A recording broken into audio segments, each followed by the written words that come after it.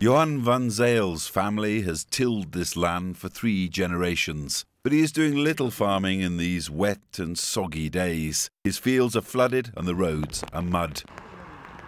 This is the Warden district in South Africa's Free State. Around 100 farmers here are battling to stay above water. The average rainfall here is around 750 millilitres a year.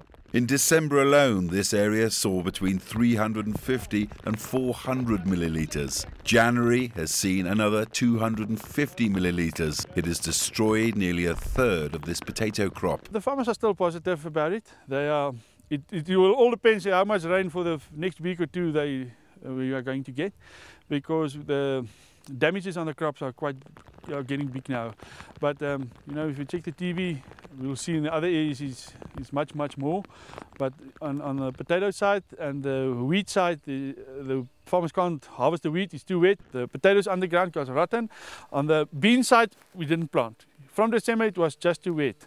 And on the maize side, we are worrying. If it stays like this, we are worrying that there won't be a crop. If you really look in the long term, currently I think excessive rain has already had an impact, especially on the soya crops.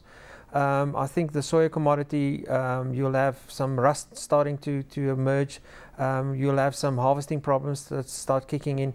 And normally the beans, if it's swelling as much as it's swelling currently, you'll find that the peel actually bursts open and you'll have some quality problems. The guys in the wheat industry, especially in the summer grain areas where they haven't harvested as yet, have got big problems. They can't get in, the tractors can't get in, the combine harvesters can't get into the fields. It's just too wet for them. They can't harvest, so they are really having problems in terms of that. So there will be a lot of crop failure in terms of the wheat side of it.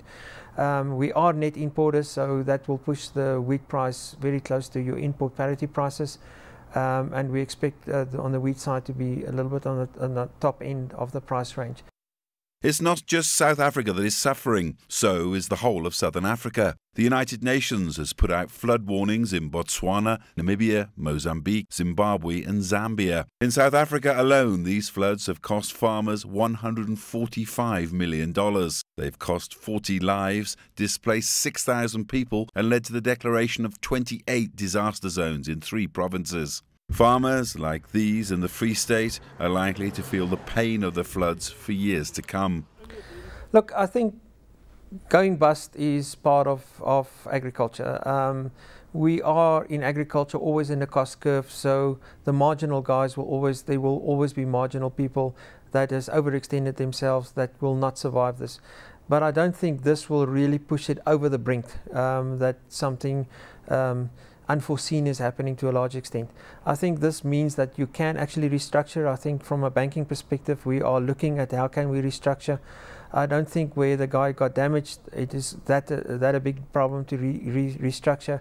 But in the long run, there will always be people that's going to leave the business. Farmers like Johan van Zyl in the Free State are counting the cost of water everywhere, knowing that much more could cost them their business. So a lot of things will happen from now till the harvest ripens.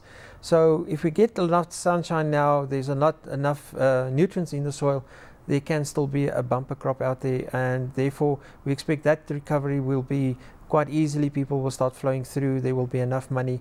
We are in a little bit of a high in terms of international prices. This has lifted the commodity price already on the international side. Add to that higher volumes and we'll have a nice profitable grain season. If it stop raining tomorrow, you know the farmers, if it stop raining tomorrow and the temperature go up to the 30s, about 2 weeks time, we'll complain again it's dry.